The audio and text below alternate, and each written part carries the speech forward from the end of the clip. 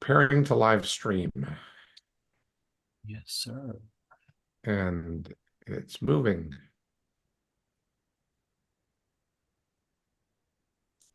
And there we are. Preparing to live stream. Yes, sir. And it's moving. Okay. I expected Jane. I don't see her yet. No, I don't see her either yet, but I need to go back. Wasn't Jane going to be spending time with her family or something? I'm sure she mentioned. I Oh, was going to yes, say, that's right. but I thought it was Yeah. the 19th. Oh, I don't know the dates. I'm not good with dates and stuff, but Yeah, I think it was the 19th. Hey, Colin, I'm going to Yes. not accept one of your. I have Charles. Oh, that's Charles decline. Okay.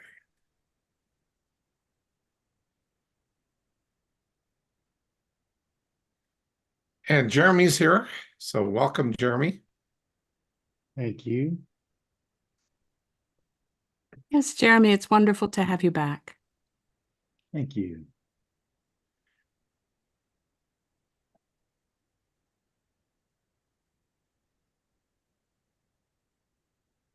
Okay,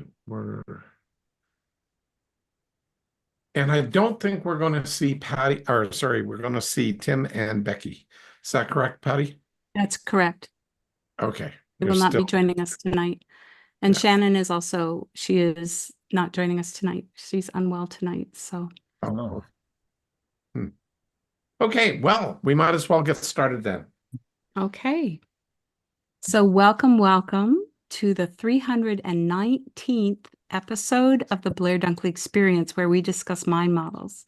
Mind models are a collection of extensively tested thought frameworks, skills, and behaviors that enable people to transform their lives intentionally.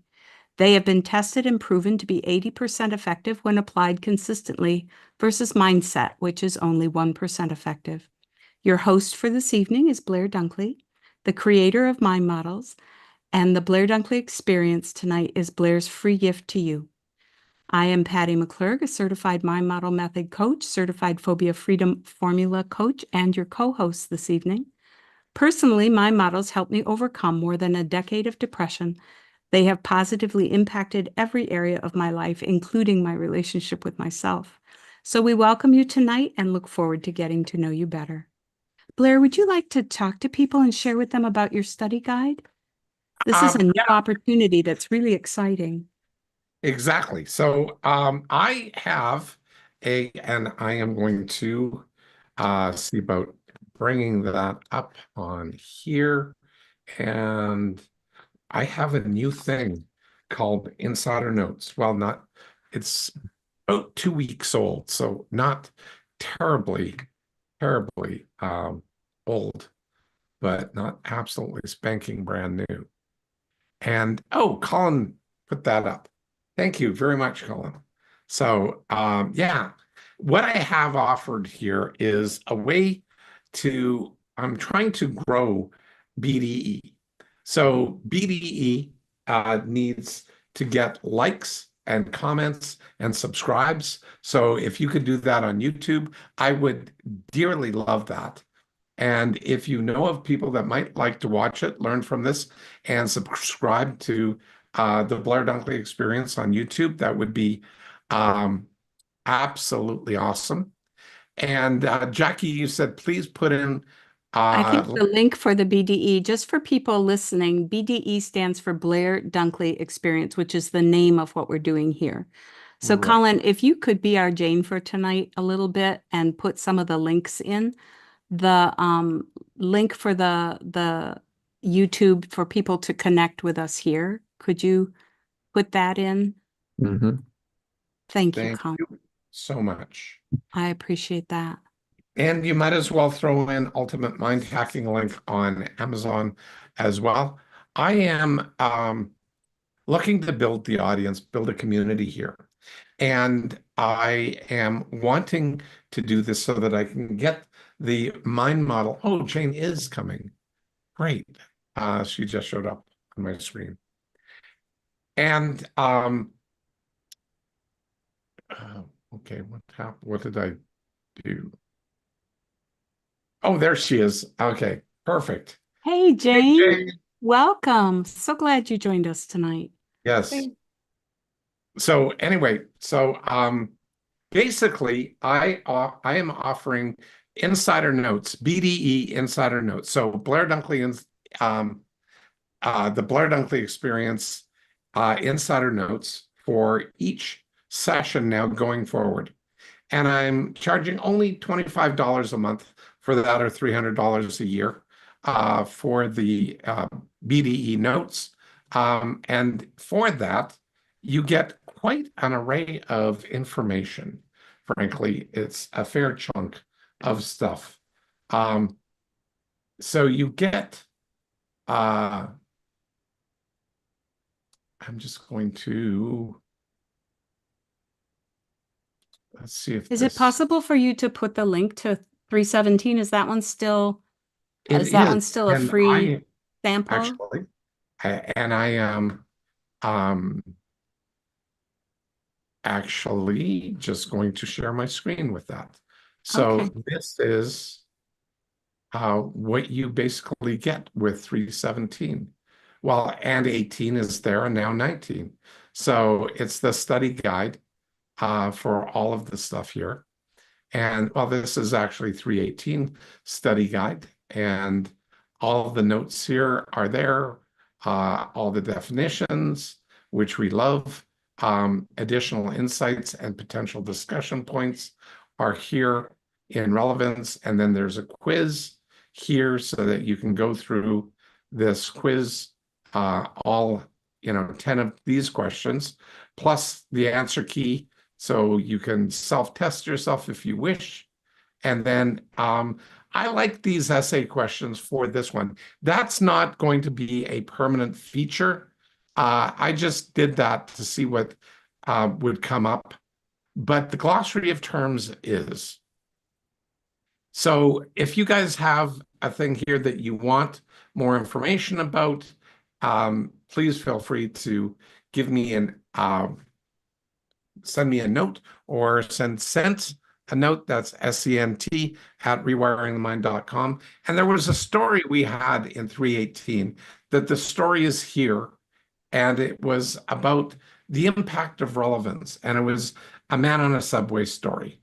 Anyway, we did that whole thing, and then we talked about it, and we have Patty McClurg's journey and how she went through things, and the mind models of relevance and personal growth, and Anpu, and how all of this stuff, and how all of this stuff has impacted Patty's story, and how this stuff helped her overcome her challenges. Like, it could have been her, it could have been me, but this is what's here in 318.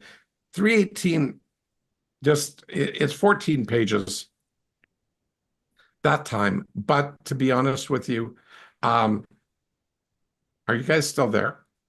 Yes, Yeah, we are here. Sorry, I just clicked away and you guys There you disappeared. There we go. So, yeah, we do this up for your benefit because a lot of people are wanting to know more about the mind models and how can I get a little bit more information and get on the same page so we can start staying accurate and relevant with the mind models. And that was a key piece of it. So, yeah, just to get there. So we use, Jane, you put in Insider Hub. Both links work if you put the weekly insights at BDE Insider Hub or BDE Insider Notes. Both work. So that's basically what it is. And it's costs $25 a month or $300 a year to purchase USD. And oh, Jeremy, 404 error. Which one was it that returned the error, Jeremy? I replied to the one that I'm speaking of. Jane And- Welch sent weekly insights with the BD Oh, yeah. Insider. Great. Can you try the earlier one? Because I tested that earlier. Which is the one at the top, you mean, that Colin Yeah, posted? scroll up. Okay, I hadn't even I seen just that. Let me resent it. see. I so was it's going at to the say, bottom again. Colin just put it at the bottom of the. Yeah, Okay. try that one. Okay, that's okay. Okay. I was expecting to see a Google Doc, but okay, got it. Thank you. No, it But yes, goes. this I did see earlier. I didn't realize this was the same thing. Thank you. Yeah, it is. But yes, Okay. that you can delete, Jane, just so you know, you can delete. So maybe you'll just delete that one since it's not effective. But sorry to Right. interrupt. Thank you. No interruption at all. Just useful information. Thank you. So, okay. Yeah. Perfect. There we go. Anyway, so if you're interested, if you tried to purchase last week, your purchase did not go through because there was a problem with the setup between Stripe and the website. So go high level, and it wasn't communicating properly. We tested it out internally, but when we turned off test mode and put it live, it didn't work. So just to share. So there was a glitch in the system, and we found that we got the expert in, Zach, who isn't on tonight, but he's quite the guy that knows his way around this stuff. So we used his expertise and got it going, and got this up and going for you guys. So my plan with this is to put the money that comes in to this back into advertising to grow our audience and to share this and get the message out with more people. So that's the intention. Anyway, that's it for now. Patty, back to you. Okay. Anybody have any leftovers? Our prior episodes, this is the third episode in this series. We're doing a series on guiding principles for effective communication. So this is our third week. The first week had to do with communication with self and others. The second week had to do with relevance and how to make something relevant. Tonight is on the issue of being specific versus general. So, any leftovers, questions, or concerns from any of the previous episodes on this subject? If not, we'll go into new information. Jane, there's a wonderful quote that I would love to have posted that Blair uses. See if she's got it. Oh, Jackie just purchased, so it worked. That link worked for the Thank you, and Jackie. there we go. I've discovered that you will achieve nothing if you pursue everything. Be specific and stay focused. So the mind model that we're really focusing on, it will not be the only one discussed, but the one we're focusing on is general versus specific.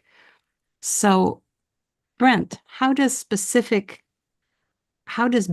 specific function in communication?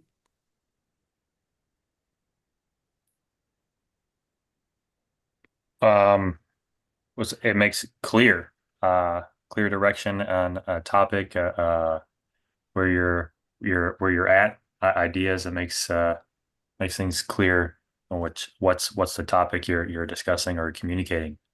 Mm-hmm. It does do that. Anything else?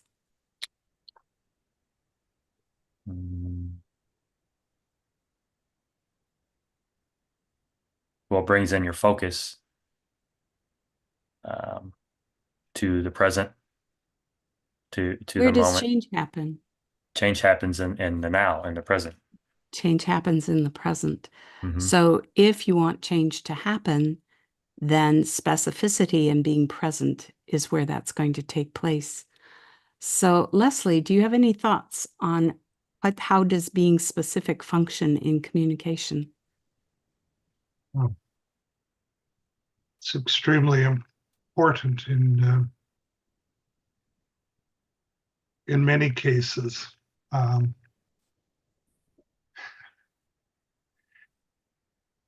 In in construction, everybody keeps referring to the specifications as being the rule. Mm-hmm. They if they are not clear and succinct or follow the prescribed pattern, It can be hazardous of not getting things done properly, getting things built properly. So is it fair to say that having those specifications limits the behavior and the responses around that particular topic or that particular project? Yes, it definitely.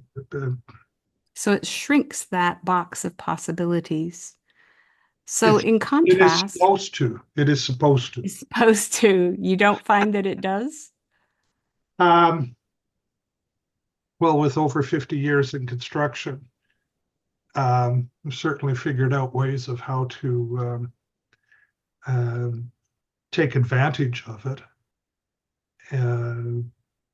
That sounds terrible, I know. Taking advantage of specificity or taking advantage of generalities?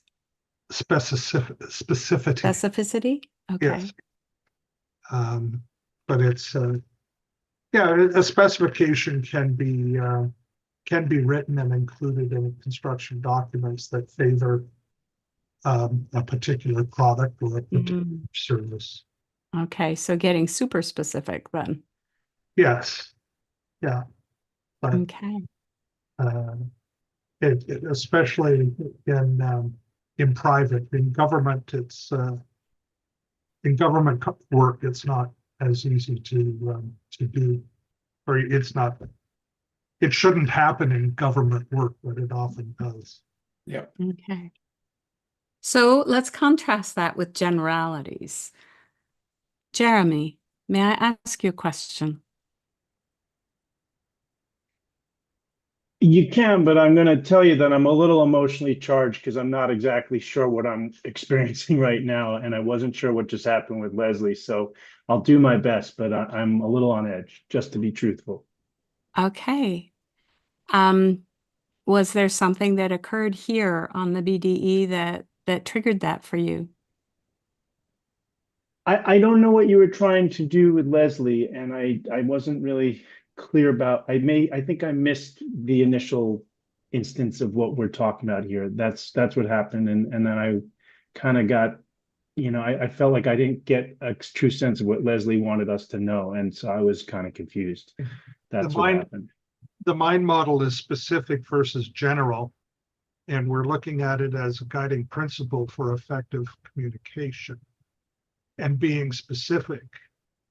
And in a lot of my world in construction, communication is controlled by a document, and that document is called a specification.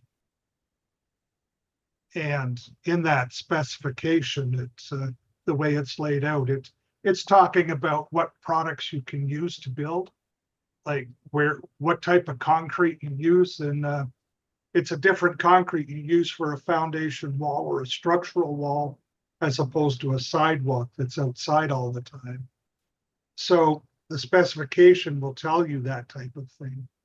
It'll tell you whether or not a certain washroom fixture is permissible to use in a washroom. And it goes through virtually every piece of construction material that's being used on a building. So being specific is critical. Thank you. I appreciate that. I now have a better understanding. Yeah, because that's what I thought that Patty was looking to learn, but I didn't get there with you, and so now I have a better sense. So thank you both thank you everyone for allowing me that, because now you had a chance to explain what specificity meant to you, and that's what I thought we were trying to find out, and I'm clearer now. Patty, I appreciate you giving me that space. Thank you.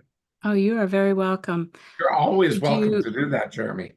Like, even if you're not being called out or asked to speak up and you're confused, please open your mic and ask. That's what we do here. Okay. Yes, Jackie. See, she's flagging us down. Yes, she's like, hey. So yeah, Jackie, go ahead. Hey, Jeremy, I'm wondering if I could ask you a question. I would like to try and simulate a situation where you might be able to experience general versus specific. Can we get there in a moment? Because we really haven't worked through. We got specific down a little bit, but Yes, we not. haven't really gotten to general yet. So, Yeah. but I'd love to have your example. We just get a little bit farther in. Is that okay, Jackie? What if I say no? Well, then we Then- have more to talk about. Right. We have more to talk about. Generally okay with that. Okay, thank you. You're generally okay with that. Well That's it. done. Very well done. Okay, so Jeremy, would you like to take a stab at generalities? What do generalities do in a conversation? Wow. Okay. What do generalities do in a conversation? I'm thinking about a model that Colin was telling us about that I won't be able to do justice to, but it's about how when you're trying to describe something to someone that when you want more understanding, you want to speak. Well, I'm gonna do like a graph when someone has a need for skin on one area of their body, they have to place it in another because I can't remember exactly what his was. But when you want to help someone understand something that they don't have prior relevant reference to, you may want to use generalities because you can't go down into specificity and hope to help them along because they don't have that reference point. So if you use generalities, you use the commonality of understanding that they might also have, and then they can connect with the concepts and the ideas as you move through it. And then depending upon what you can intuit from their experience of how well they understand what you're saying, you could then pull in a specific and then, like a fish on a line, see if they connect with that. And thereafter, if they do, you could then see what direction you could go from generality into specifics. But generality would just make it a lot more easy for someone to adopt an understanding of something they have less experience with.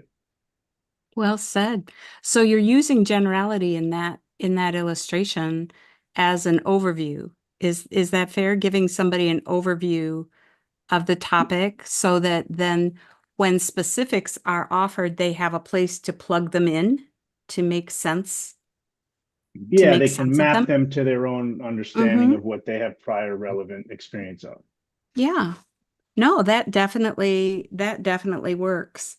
Otherwise, without an overview, a person has an unlimited number of possibilities to attempt to understand what it is you're saying if they have no prior reference point. Right, Mhm. exactly. Okay. So yeah, well done. So it's effective for that broad sense of direction is what I'm hearing. Is that accurate? Yeah, yeah, Okay. absolutely. All right. So yes, Jackie, go. Now you have to. Cannot hear you. I have to be careful with general because if it's too general, it's too loosey-goosey and there's no boundaries for people to contain the thoughts in with. That's also a really valid point. So general can be frustrating to a person in terms of thinking that they understand, but they don't really know how much they understand if there are no specifics to go with the generality. Mhm. Am I understanding you, Jackie? Nicely done, Patty. Oh, thank you. Okay. So, so in general communication, what do you notice about the size of a generality? Jane, are you there? Are you participating? I am Okay. here. Would you like to try that one? What do you notice about the size of a generality? Whoa. Whew. Jeremy, what is going on for you? I'm just observing people and personalities that I'm not familiar with, and the fact that Jacqueline did and said what she did, and then Jane's response was "Whoa!" I mean, it just made me laugh. Oh, okay. Interesting. I think that, well,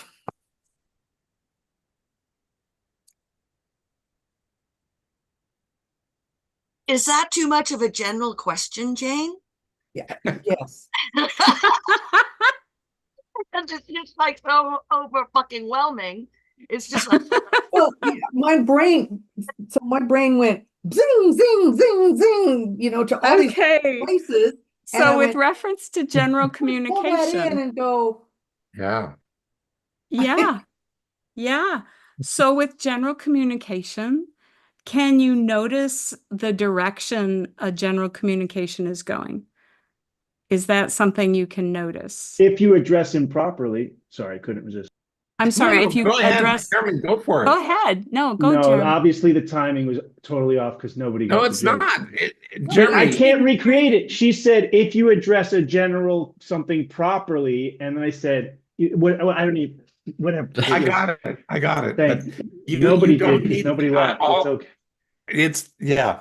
It But was a poorly also timed joke. That's all it was. It We're was moving on now. also a truism. Okay, well, Okay. I missed it because I didn't hear it. So Yes. I would like to appreciate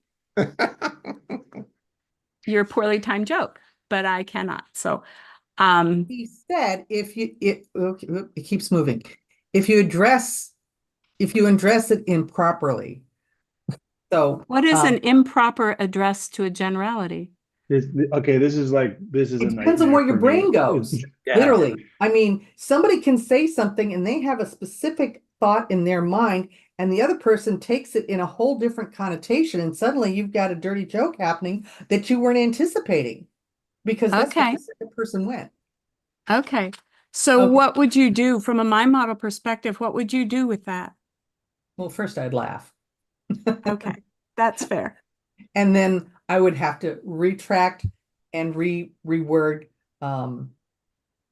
whatever it is that I'm talking about. So, and again, I think in terms of you have to take into consideration the space in which the person you're talking to.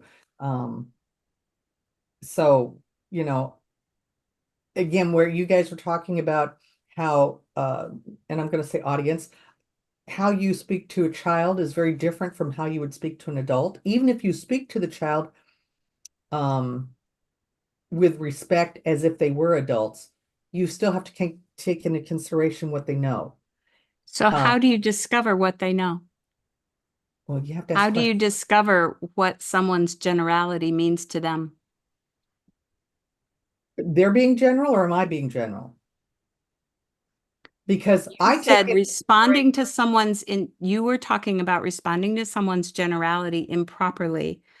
Okay, so how do you discover what their generality means to them? I have to ask questions that can narrow down what their perspective or what it is they're trying to say. Yes, well done. Yay, well done. And I'm going to So, give you a specific example, if that's okay. okay. I had a daughter who said something to me and I went, oh, she knows this subject. And so I went on with whatever it was next. And it turns out she had no idea what I was talking about because I had never taught her those specifics. So she went from thinking one thing in her mind and her worldview at that time to absolute bewilderment. And so Bewilderment. based on her facial expressions and her demeanor, I had to backtrack and say, what is it that you're actually asking for? And then turn it into a teaching moment of trying to figure out what information is she missing that can get to where it is this conversation really So using your questions and your example, you're using generalities as sort of the entrance to a funnel. So you're starting with a generality and more questions, becoming more and more specific and getting more and more common understanding. Is that accurate, Jane? That's very visual. Thank you. Okay. So can communication be so specific that it loses its usefulness. It can, for example, speaking to a doctor, when they go into their little medical techie Latin verbiage, poof, Right. talking about the Mhm. shutters go down and the face glazes over, and I am clueless at some point. Not all of it, but there's a certain point where I don't know what they're talking about anymore. So that can be too specific. Okay. Yeah. Colin, you had a wonderful example. Hang on just a quick second, Brett. You had a wonderful example on using general to specific as a thought funnel. Would you like to share that? Sure. Yeah, we'll see. How many people in here have ever played the game Guess Who? It's gonna be It's nobody. a Oh child's no. game. Okay, a couple people. Well, if you Google it real quick, you'll see what I'm talking about pretty easily. But basically, each player, you've got a whole plateau of faces in front of you, and you're trying to guess the one face that's in front of the other person. So you're trying to sort through. And it'd be a really ineffective strategy in that game to go as specific as possible, as early as possible. For example, if you asked, like, do they have a mole on their left cheek? And there's only one character in the whole game that has that characteristic. If they say no, then you've just ruled out one option out of what, let's say 50. So you went hyper specific. It's much more effective to start with something very general, like male or female, because then you're going to knock out half the board in one question. And so for me, that game, thinking like along those lines was really helpful to think about. Well, generalities are very useful at the beginning. This is kind of what Jeremy was talking about. You define this big picture problem space. Where are you operating? And carve down the field. But then you get more and more specific over time. It becomes more and more useful. But you can't jump straight to specifics sometimes. Mhm. Yeah, I played that game with my kids and haven't gotten to, well, I take that back. I played it with one grandchild and um, they know who they think, and very young, hasn't caught the principle of starting with male, female, blonde, brunette, those kinds of Yeah. things, and get very specific and feeling very successful eliminating one instead of eliminating half the board. So anyway, so if you ever run into um, someone who is using general communication in a purposeful way, apart from an overview. Brent, have you ever run into anything like that?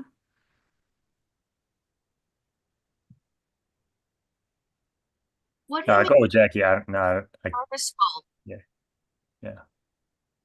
Well, Patty?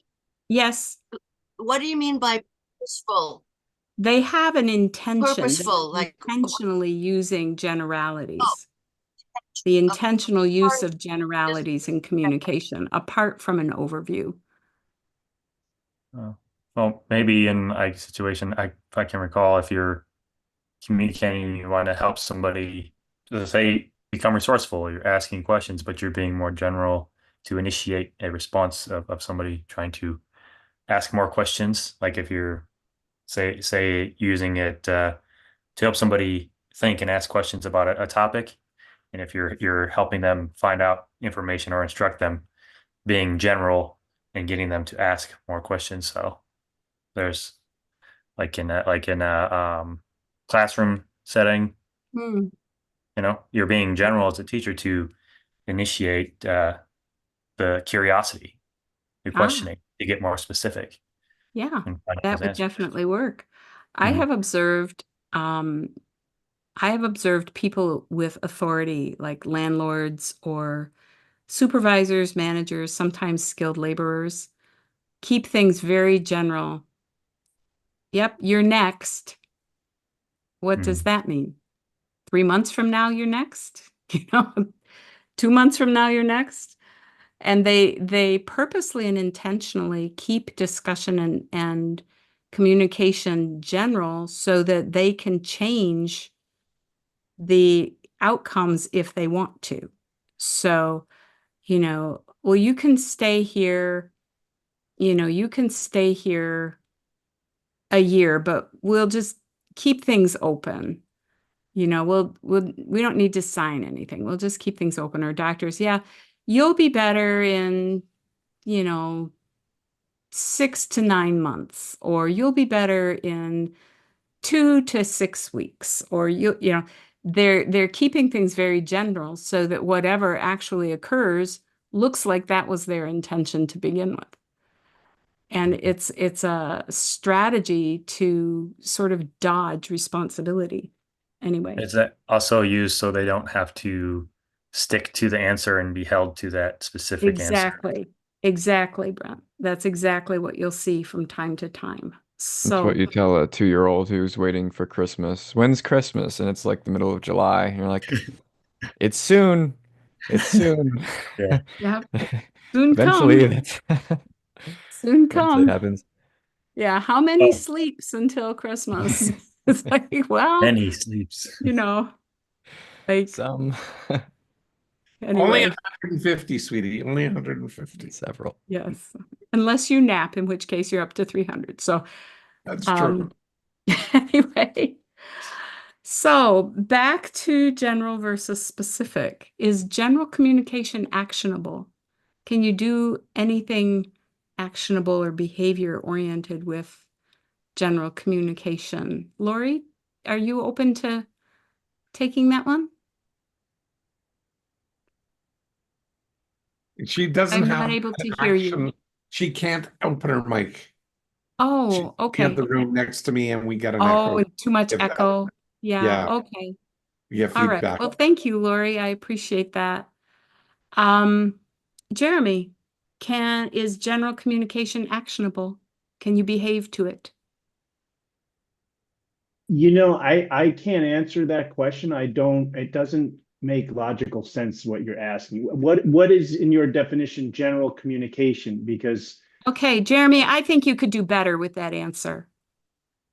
really, That's general communication. That's general communication, Jeremy. How is that okay. general? Can you behave to that? You can do better. Sorry. Yes, yes. You can do so general and full of Can all you- stuff. Exactly.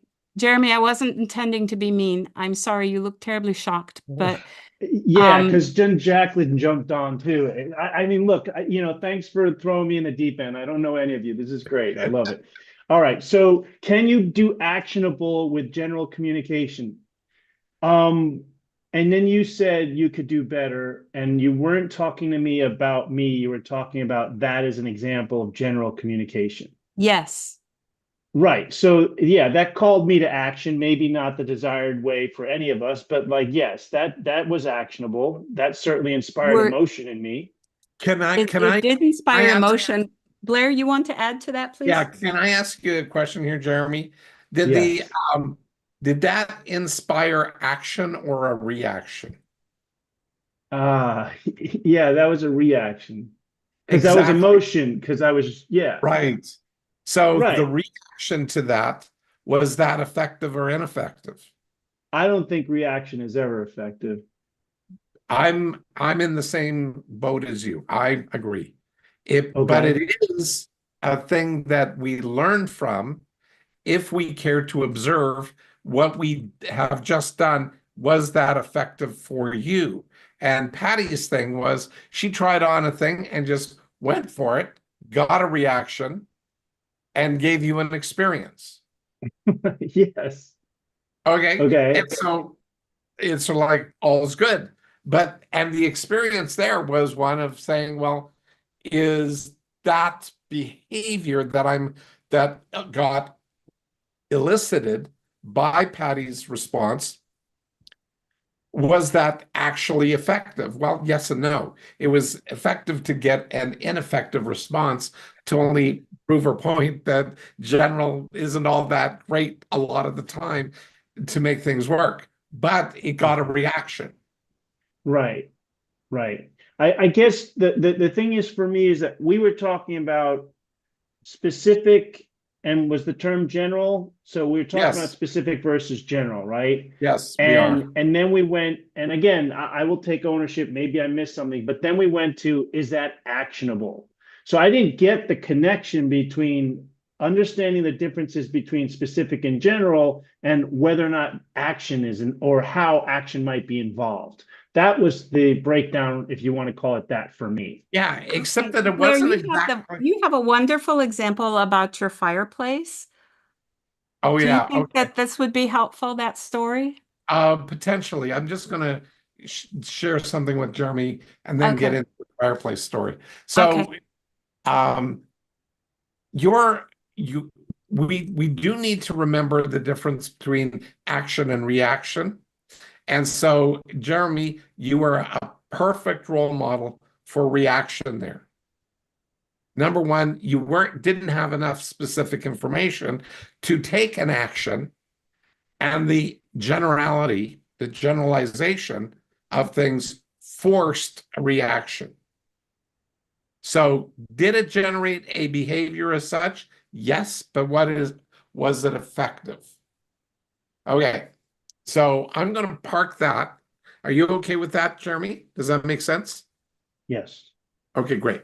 So I'm going to now go to my fireplace story, which happened on this weekend, which was fascinating, actually.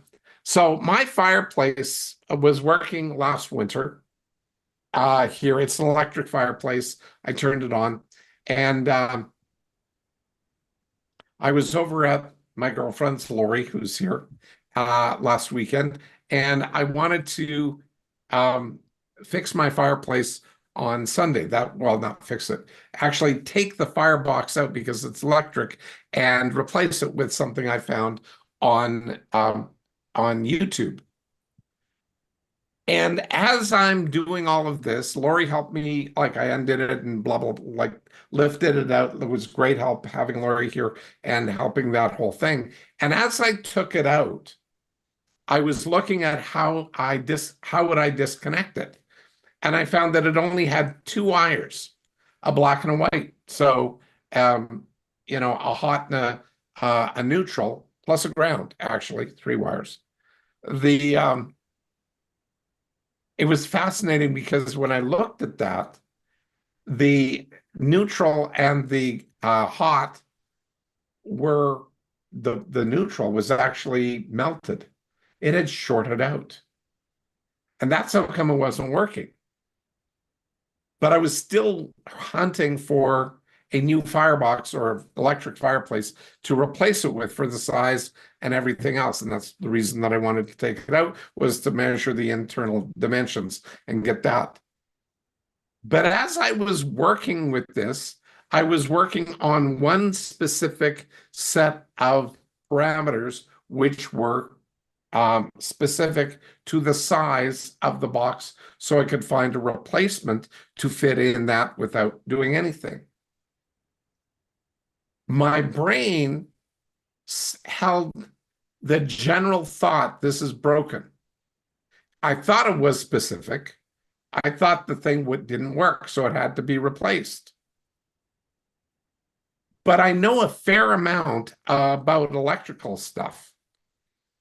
And as I was talking out loud to myself, sort of, but with Lori in the room, and semi to her, because it's better to talk to somebody than just talk to yourself. You don't feel quite as crazy, even though you're still talking to yourself. You're talking through it. And I realized if I just turned off the power, cut everything, stripped everything, if I connected everything back up, I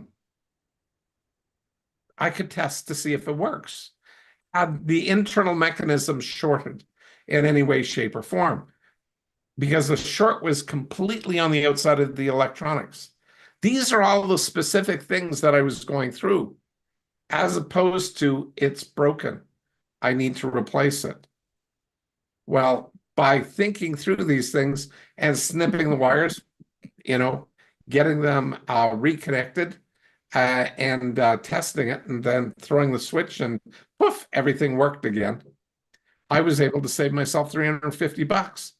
But I had to get my brain out of a thing I thought was specific.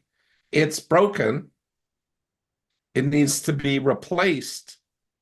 into something that was actually specific. Can I test to see if it is truly broken or if the short was the issue because the wires were dangling in mid, one of the wires was dangling in midair. So it wasn't getting electricity no matter what. Lo and behold, connect everything up properly, connect things electrically way better than the electricians did in wiring this place, which was abysmal. And it works. And I have the whole thing back. So general versus specific thinking about yourself, challenging your assumption and your state and asking, is this specific enough? Is this, because I thought this is broken. That's specific enough. It's got to be thrown out and fixed at a cost of $350. Anyway, that's the story. I don't know. Patty, does that make sense to you? Yes, Jeremy, how did you understand that with reference to general versus specific? Okay. So general I heard was this is broken. Correct. YouTube has an answer that I didn't get whether you were in the mode to buy something or not, but something or else had YouTube and this solution together. I was on Amazon technically, but yes. I was Amazon, okay. But maybe you're watching a YouTube video that was leading you to the purchase Yeah. at Amazon. Yeah. Okay, that was the general I heard. Then the specific was, what's the sizing of this? Because I want to order the right part, so I needed to open it up. Yep. So more specific was, I have a generalized sense of electrical stuff. So that was a map that was entirely crucial to this whole story, because I was wondering, how much does Blair know about electricity? Because he's opening up an electronic thing, and if he's not, careful, blah, blah, blah. So we got that. You added that at just the right time. And then we got the specifics of you understanding that there are total of three lines that are necessary for most general electrical, items. And then you Yes. also noted that there was a visible, immediately visible issue with the most primary of all things, which is that one of the lines, one of the two leads was we'll call it broken. So that all is a funnel, like I think Jacqueline said earlier in her a funnel from general to specific in the chat. That was a funnel from general to specific, where you now were like, well, let me see if I fix the line, if that'll fix it. Then you realize there was a short. And then I don't know if that fixed the short, or if you fixed the short thereafter, or if it just fixed itself because the energy was coursing through it. And then you had a solution. So you went from thinking that you needed a new part as general, you went towards getting the effort accomplished to figure out how to get that part. And in the process, getting closer to specific, you found your solution without needing the initially expected general of purchasing the thing from YouTube to Amazon. Yeah, you got it. You got it. Well done. Blair, can I test a thought that just came into my head real quick? Sure. Sure.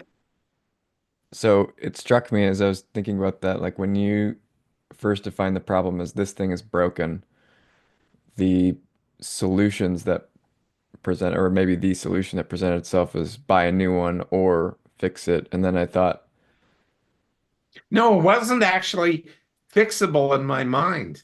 For okay, the- yeah, replace it, buy a new one. Yeah. Yeah. And I Um, thought it was too expensive until I saw one at Costco that was like $350. Wrong size, Yeah. So here's the question is, so with the solution, the level of specificity of the solutions, it seems like is going to be connected to the level of specificity of like the question or the problem that's posed. And so when you say it's broken, the solution that you're going to get or come up with your brain might generate is going to be that level of general or specific, which is buy a new one, which is also actually pretty general. Doesn't tell you Yep. what you're buying. But when you filter down to not it's broken, but how is it broken? And then Exactly. that gave you a new level, kind of unlocked a new level of specificity in your solution set. Yep. Well, I had to take it out of the wall to see to Yeah. get the actual absolutely accurate measurements. In doing that, I discovered a short. Did you also notice in his example that his generality caused him to be certain? There was Oh a yeah. certainty in his Mhm. generality. So he's like, it's broken. There's a certainty to that. It does not imply any curiosity as to how it's broken. Is it fixable? Nothing. It's just like, bam, broken, need to replace it. Yeah.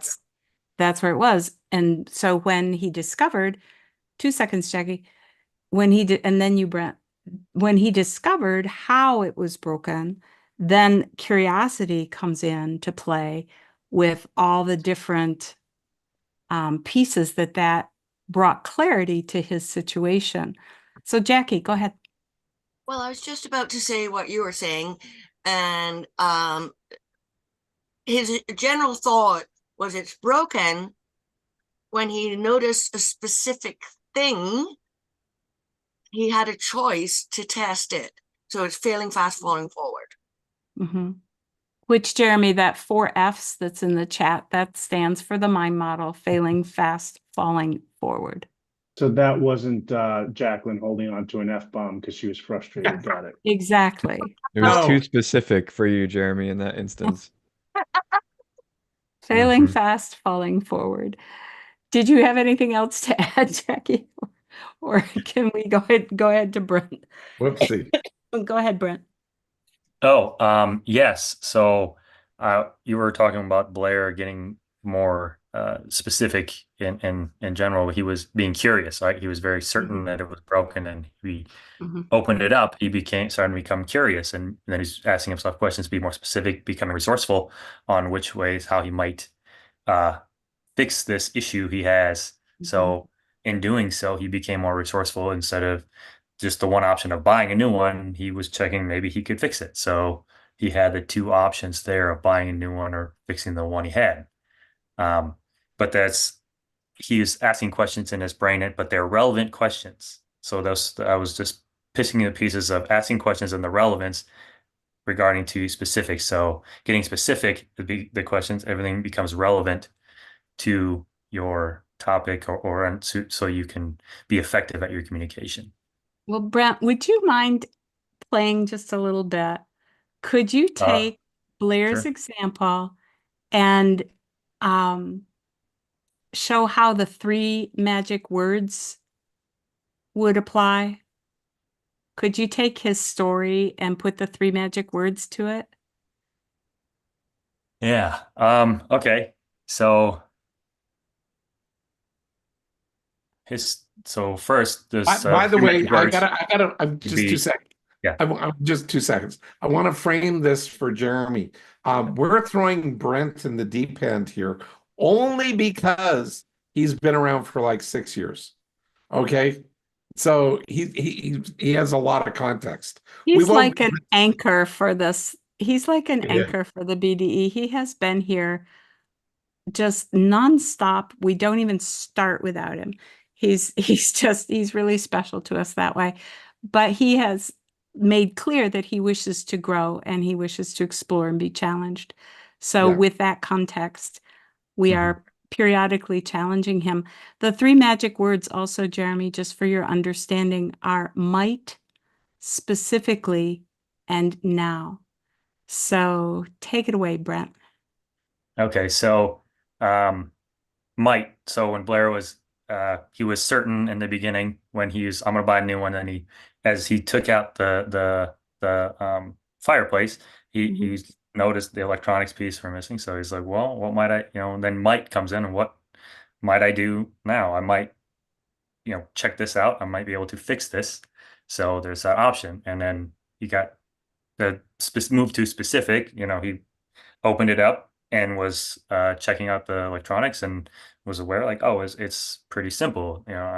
I can handle the simple wire and fix it. So there's a short, and that was what he got to right now was and then now he fixed that piece and then tested it, put it back in, and it worked. So went to the two options. What might I do?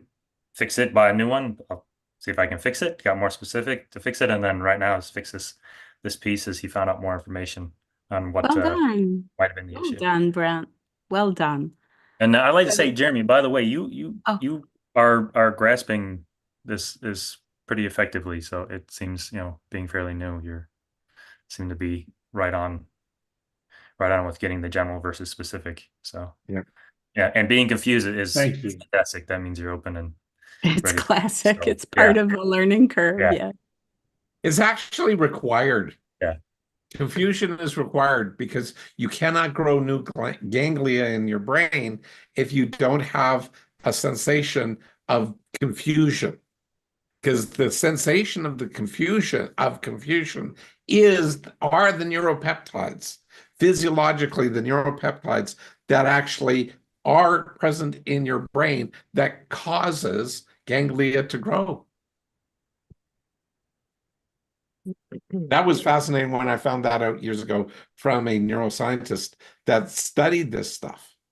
And he said, the emotion of confusion is critical for ganglia growth. Yeah. The J curve of learning is what Jackie put into the chat. That's the J curve, and you're in the swoop. So hanging out in the dip. Anyway. You got it. The next thing I'd like to explore is what specific communication feels like. So, Blair, you have one of my favorite stories, if you don't mind sharing, the one where your uncle takes you for a walk as a child. I love this story. Yep. Okay. Jackie loves it too. Okay. Yes, Jackie loves it too. Okay. So anyway, years ago, gosh.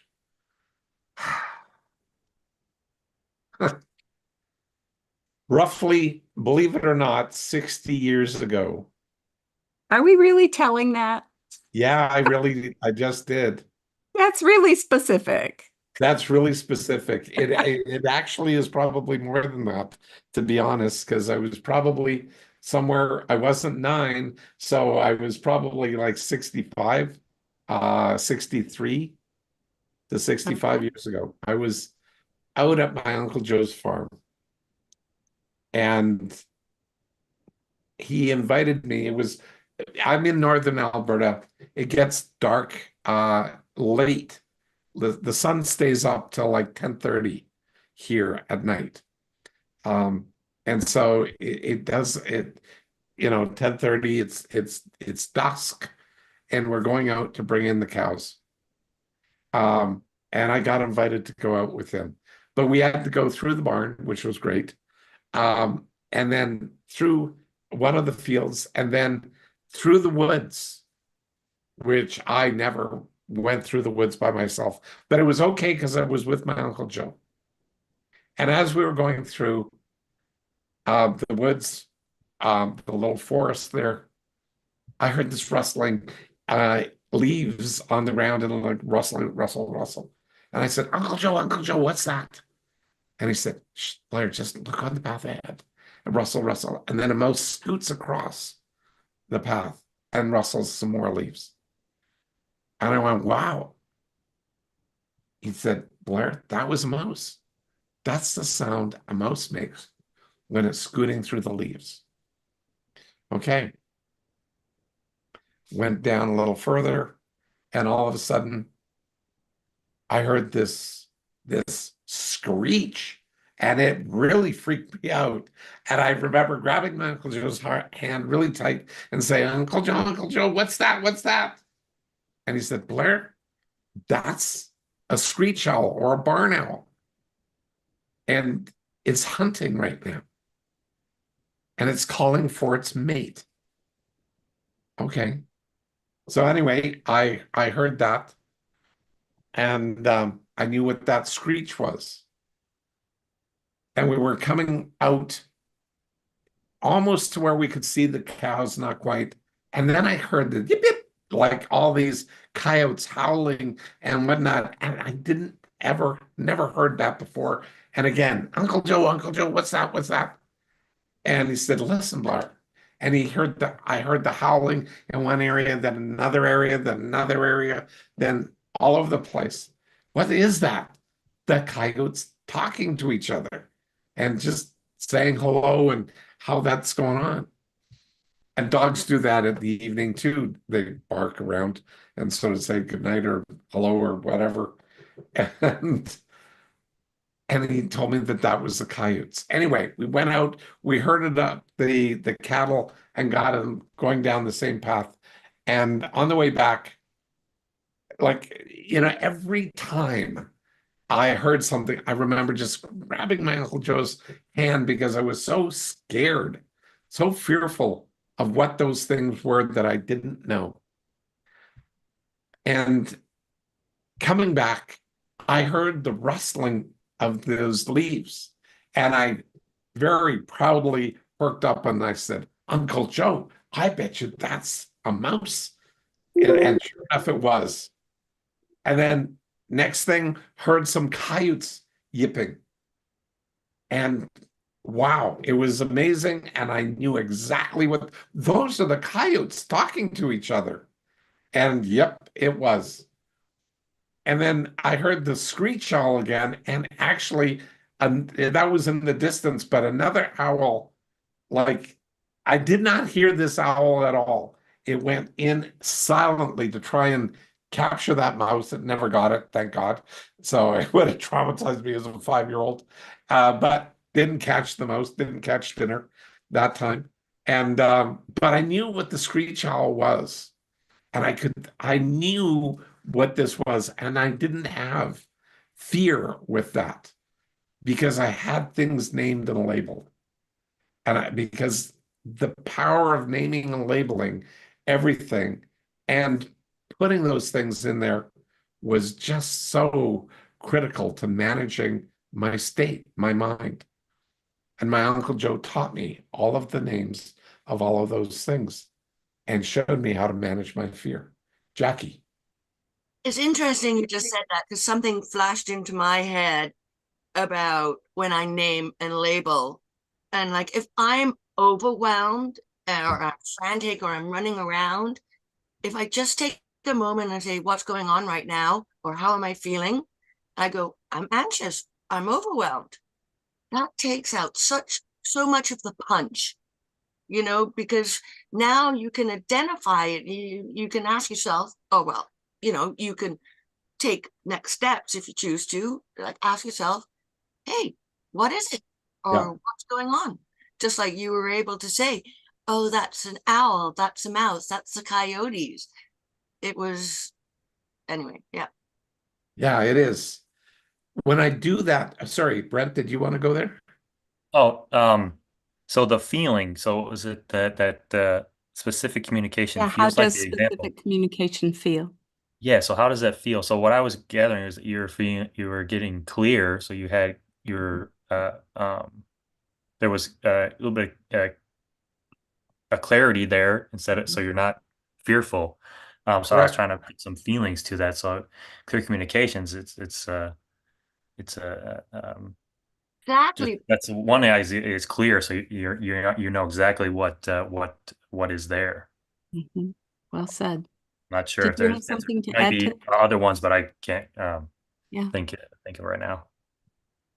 Do you Jackie? think perhaps a little bit of self-confidence, that he grew in self-confidence? By my model definitions, Jeremy, confidence is someone else identifying your effective use of skills, attitudes, and behaviors. And self-confidence is you identifying your own effective use of skills, attitudes, and behaviors. So when we refer to confidence versus self-confidence, Blair went into the forest. He was confident in his Uncle Joe. He had no self-confidence with what he was hearing and listening to. But when he was able to name and label those things and he got clarity, he also gained self-confidence. So he was able to do his own identifying, and you felt proud of yourself, didn't you? I mean, when you were telling the story, your body language looked like Absolutely. you felt really proud of yourself. I did. I knew it. Yeah. So So to put the spin on what Blair went through, clarity versus certainty, Mm-hmm. he was certain in his mind it was something dangerous. Yes. Yes. He was in fear. Yes. Asked the question, Uncle, what is that? Oh, that's the coyotes chit-chatting to each other. So now he has clarity. Mm-hmm. That removed the fear for him. Yes. And he goes, and then you get to name and label it, Yep. and off you go. Yeah. So any questions, any thoughts on that? There's one more point that I'd really love to touch before we're done. Did you have something? You're looking puzzled, Jeremy. Well, I just wanted to know where confidence meets clarity. Confidence meets clarity when you actually pivot from confidence to self-confidence. So, clarity is a questioning process. Certainty is a telling. I told myself I was afraid. I didn't verbalize that one, but I behaved it to my Uncle Joe. So I grabbed his hand. I was terrified. But in getting that information, I was able to get clarity. And all of a sudden, clarity in the naming labeling of that, I was now able to specifically identify what those surroundings were at any given, like the mouse, the everything there. I could name and label it. And by naming and labeling it, I was in control of me. And that was now self-confidence because I initiated that. And I told my Uncle Joe what those sounds were. He affirmed it, but I knew he knew it.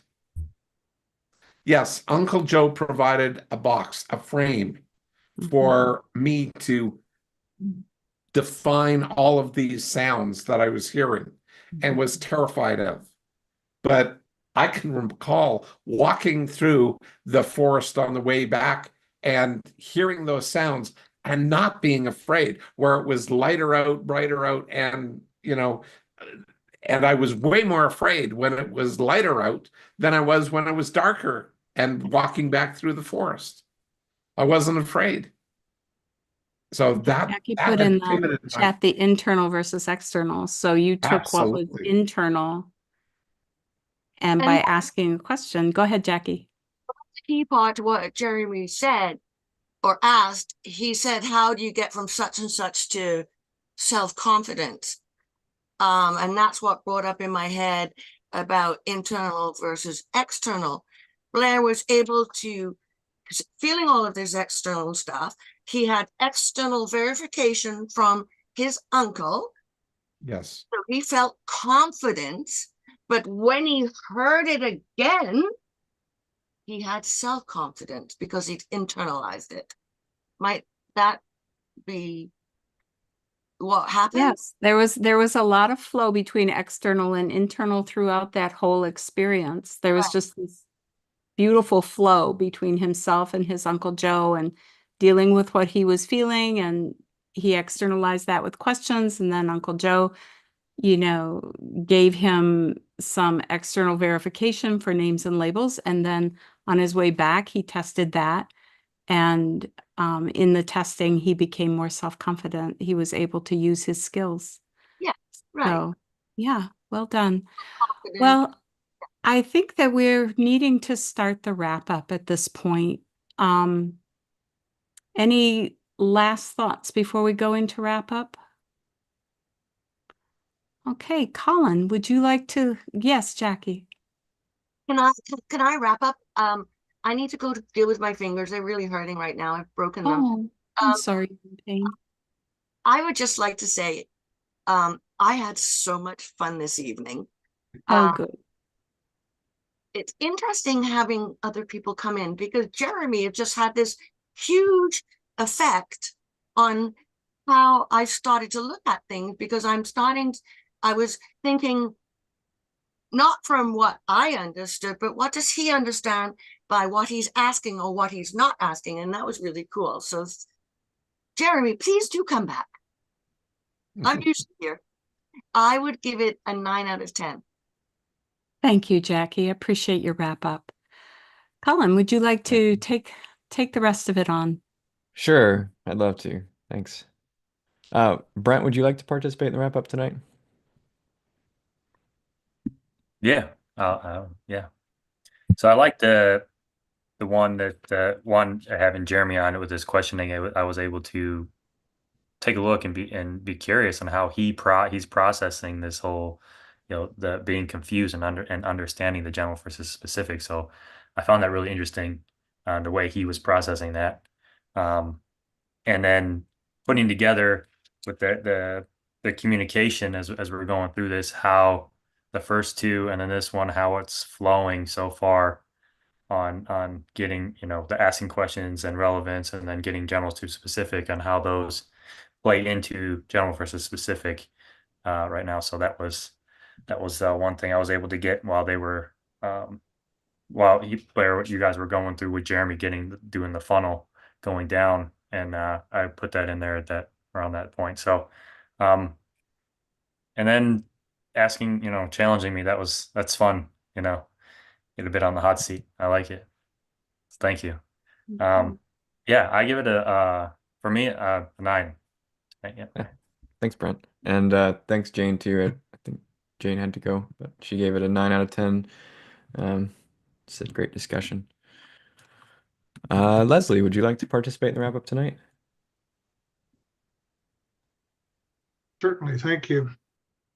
I found the interaction this evening between everybody was very positive. Thank you, everyone. Enjoyed it. Blair, please tell me that the first thing you did at that fireplace is turn the circuit breaker off.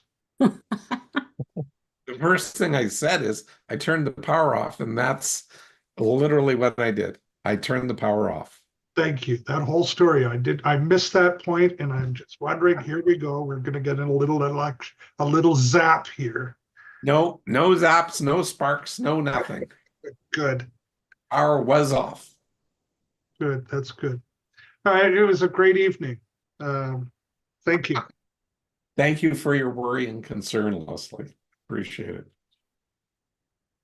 Leslie, did you want to give it a rating tonight? Oh, you're muted. I give it a 9. A 9. All right. It's Great, thank you. very positive. Yeah. Jeremy, would you like to participate in the wrap up tonight? With the understanding of what I've intuited, it seems to be, sure. Yeah, would you like me to give some context? Please. Okay, yeah. So wrap up's really just one thing you're taking away, key takeaway for you from the night, what worked for you, and then rating 1 to 10, your level of satisfaction with the value you received tonight. Okay. I can tell you, I can think on the fly about something I'm going to take away. Well, I want to perseverate on how clarity and confidence becomes actually, there was a relationship, because I knew at the time that I was hearing it, but it wasn't becoming a part of me, and I wanted to kind of get better at it. But the sense that clarity and confidence can come together, and then to me, that's like a definition of learning, at least from my opinion. That's something I wanted to take away. I don't know if I have anything that I can take away, but it's something I want to become more confident with. Let's call it that. So from a mind model point of view, Jeremy, what you're doing is you're transitioning from confidence to self-confidence. So that clarity is helping you go while you're pulling everything together, and it all sort of starts coming together. That actually moves you from like clarity gives confidence a way to become yours, which is now self-confidence, not situational, not anything else, but resides inside of you. So it's now self-confidence with clarity. Okay. And that self-confidence, especially when you're dealing with trading, like I know you're a trader, and that self-confidence is the part where you start getting clear enough so that you start owning that timing in your head. So you know. And you, It's not, I hope I'm right. The hope, Conscious competence. yeah, exactly. Sorry, was that Patty? no, that was Oh, Jacqueline. sorry. I thought you said something. Okay. Well, I did. Um, Yeah, no, that's great. I mean, sorry, I forgot my mic was on.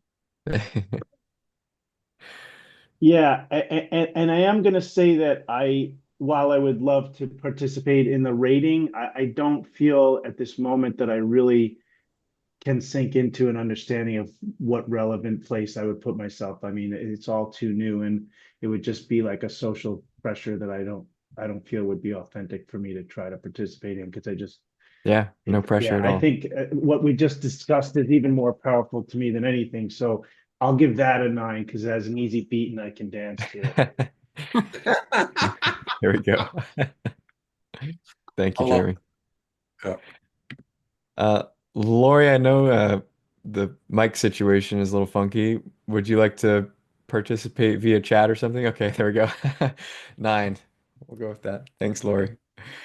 Okay. I think I got everybody except for myself, Patty, and Blair. Okay. For me, I would give it tonight was a 10 for me. I just had a lot of fun, honestly. Um, Patty, I really enjoyed I really enjoyed you putting Jeremy on the spot. I don't know how much Jeremy enjoyed it, but I really enjoyed it. And I do have a pre-existing relationship with Jeremy, so I feel I can I can take some more pleasure in that. Yeah, that was fun for me. So thanks. And also, Blair, I really enjoyed the walk through the woods story. I got a lot from that as well. I could see the pieces connecting. So 10 for me. Patty, would you like to participate in the wrap up? Yes, I would. This was, excuse me, I had fun tonight too. Um, Jeremy, thank you for adding so much value by being willing to play tonight. And you contributed a lot of positive energy with your questions, with your puzzling things through. Very effective tonight. 2 seconds, Jackie, and I'll let you give me some feedback. And so interacting with you was the greatest value that I had tonight. And I give it a 9.5. Jackie, would you like to give me some feedback? I would love to, Patty. I'll tell you, man, I was totally shocked when you said that to Jeremy. I was like, holy shit. And then I put you right on because you took a risk that I haven't seen you take before. And I am so proud of you that you did that. Thank you. It's amazing. I love it. I love it. Well, Mhm. thank you. We'll see if Jeremy comes back and then we'll know if it was a risk worth taking. But yes, Jeremy, thank you for playing and being willing to participate with your curiosity and your own set of boundaries. I value your voice for yourself as well as for the learning process. So well done.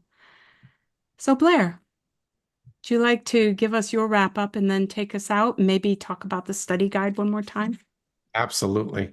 Thank you. No, I very much enjoyed uh, being able to share those stories tonight. That's highly effective. You know, simple things make such a profound difference in people's lives. Mhm. Naming and labeling was such a big discovery. And I was at Life Skills College, trained up as a coach, coaching other people when I was probably in my fourth or fifth group that I was doing at the college when I first told that story. And it shifted so many people just by being able to name and label feelings, emotions, and people got into identifying things and naming and labeling stuff. It was profound. Like it's so simple, but it's so profound. And when we can name and label and make things identifiable, and then like in life skills and in mind models, it's always identifiable, repeatable, and duplicatable. It becomes powerful because we can start building these mind models, putting them together, and know how to think. I made a bunch of assumptions with the firebox, just it's broken. It's got to be replaced. The electric fireplace, it just won't turn on. I can flip my switches. I can try everything and nothing works. So let's get a new one. It's in my budget. I can afford $350 right now. Okay, great. Then new information, or Jeremy, a new person, gives a new perspective, or Leslie worries about, did I actually turn off the power, and get things specific. And we can start naming and labeling chunks. And by doing that, we get to experience how somebody else is. Mhm. And their tweaks. And we get to understand them at a slightly deeper level. And it gives such connection. Yes. And seeing people with that simple story get connection, it's unbelievable to me. Unbelievable. Well, it's believable, but it's amazing how effective it is. So again, the mind model, naming and labeling, but making it specific as opposed to leaving my fear general. And by the way, back in the day at Life Skills, I found most people's fears were not named and labeled. And so they could terrorize themselves with a story that they thought was specific. But when they named and labeled it, it moved it from a why story, why it is the way that it is, into what I'm feeling. And the second they could tell me what they're feeling, I could understand it. But the weird transformation happened is they weren't as afraid. And that gave a person a sense of control. And the more times they did that, it moved them from a sense of confidence to self-confidence. And that became so powerful. Anyway, that's what this evening is all about for me, is empowering people with some of the simplest things that we forget to do. And my fireplace taught me a huge lesson, along with Lori just helping me get to it and pulling it out and seeing this wire's fried. It's not connected. It's dangling there in midair. And being able to make it all work again because it could get specific. Jackie, you got to unmute. Hey, Leslie, I would just like to mention you, if you don't mind. I saw some very interesting things with you this evening. It was all around Blair turning off the power, aware, notice, aware. And then you were able to give him feedback on how you were feeling, and you were naming and labeling stuff. That is so cool. I just wanted to point that out. Yeah. That Thank was, you. yeah, well done. God, I was very proud of myself being able to affirm that, yeah, I did have the power off. So that was the main thing. Hey, No Blair, response. Yes. before we go real quick, I know, Jackie, you gave Patty feedback, but can you provide that in the feedback formula? The way you had to, can you do that in the feedback formula? Because you had it in there. I just wanted like that, the way it's set up. So if All you right. remember exactly what you said. I, I know that I was totally shocked when she asked Jeremy that question. It was, I can't remember. We've got the reactive, I can't remember exactly, but it was, you just, and your voice and your tone. I was, Jeremy asked for an example of what general communication might look like. And wished you hadn't. I was so, Well, hey, yeah. Hey, Jackie, your feedback for Patty, you were feeling, you were proud that the behavior she took, she was risk of the like sort of challenging, but took that risk of providing that example there, that questioning. So came you after can, the initial yeah, shock of yeah. actually seeing Patty do that, because Patty's, in my mind, is a very gentle soul and caring and Mhm. nurturing. And that just was so out of character for anything that I'd seen Patty do. So then I went to my head, oh my goodness, she's trying a new act or skill. And then I became Yeah. very proud. Yeah. So Well, Jackie, can you put that in the feedback formula? That right there. Can you put that in do that in the feedback formula? I feel proud when. Yeah. I feel, let's see, let's Brent, no, correct me if you're wrong. I'm sorry, I can't see your face when hang on. I felt shocked when she said that. So that's the specific behavior. And then I had another feedback. And then I kind of went through a little bit of the process I was in. And then I said, I felt proud of Mhm. what she'd done. So I guess I'm assuming in my head that what she's done or did was the specific behavior. Where do you think I'm missing, Brent? Because like, honestly, Oh, it's just going through like I feel proud when Patty, when you took the risk of coming out and asking that question with Jeremy.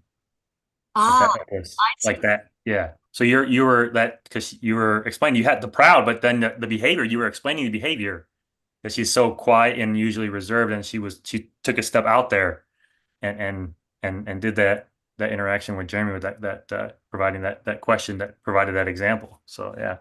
Well, So Brent, just to Yeah. build on what you're saying and what Jackie's doing, this is something we didn't get a chance to really talk about Mhm. tonight, but the feedback formula is one of the outcomes of being able to listen specifically. So the impact of specificity on listening, the feedback formula is an outgrowth of that. So thank you for bringing it up, Brent, and thank you for the feedback, Jackie. it's really good though, Brent, because when I use the word sometimes I feel such and such when you do the behavior, because it seems, I don't know, like documented, like it's specifically this. However, there is a way to express that. You don't necessarily say I feel, you can just say I was proud. Yes, And it's just not part of the mind model feedback formula at that Yeah, point. yeah. hanging on the same coat hanger, like there's the formula. Anyway, okay. Yeah, it becomes recognition. It becomes a lot of things. It's just, I think Brent was focusing on the mind Yeah. model too. Yeah, I was just asking you if you could do that in the feedback formula because you provided the feedback, but you asked if you get feedback, and I was to see if you could do it in the feedback formula. So to Well, challenge you with that. I felt shocked when you said that to Jeremy. I Close enough. felt shocked when I saw the horror on his face. I was like, okay, Good recovery. no clarity here. So Mhm. I felt horrified that I might have done damage. So Jeremy, tell me you are okay. Jeremy, are you If you okay? You don't have insist. to. Yeah. If you insist, I will tell you I'm okay. Yes. That would be Yeah. okay. Okay. Okay, Thank let's you. I just We do Blair, need did to you wrap. want to give it teasing. a I'm number, teasing, Blair? sorry. yeah, no, I gave this what is the do you want to say anything?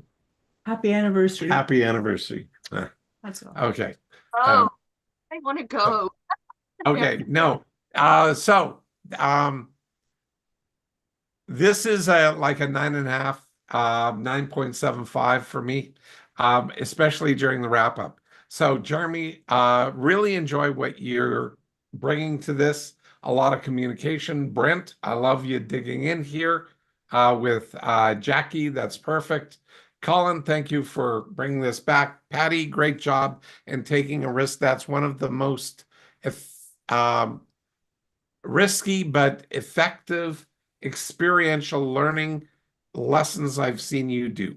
So you engaged experientially with Jeremy, and that takes guts sometimes. And so well done. Thank So you. tonight, it's been amazing. General versus specific, we're getting there. We got through it. Now, the interesting thing is we have all of this for the BDE studied guide. The notes, the BDE Insider notes are available for people. And I can, well, if we could throw that up again there, Colin, if you don't mind, just pop it up. People can purchase that for $25 a month or $300 US for the year. And have tonight's and all other week notes that are there. You just join and you get it, and you get the history of that as well. So it's a wonderful value for that whole thing. It goes to a good cause, and the good cause is me marketing and expanding this so more people can find out about mind models and experience the benefit of that. Build self-confidence, get rid of depression, all kinds of things like that. Mm-hmm. I will be posting links on, I've been doing quite a few different podcasts recently. I will be posting links inside of the blairdunkley.com. So if you want to find out more information about what's available, blairdunkley.com is one of the places that you guys can go and find out more about the BDE Insider Notes and the whole 9 yards here. It's a growing community, and we're looking to grow the community. So if you can like this on YouTube, I would appreciate it. If you can subscribe, if you haven't done so, that would be huge, and share it if at all possible with people. So for me, I thought it was an awesome evening. Well done, guys. Colin, anything else, or Patty? Any last words? Not for No? me. Okay, well, super. Guys, I'm having a happy anniversary, and I'm pleased to share it with you and with Lori here. So anyway, you guys take care, and I'll see you guys next week. Enjoy. Yes, take care. Bye. We'll see Thanks, you next everybody. week. Bye-bye. Bye-bye.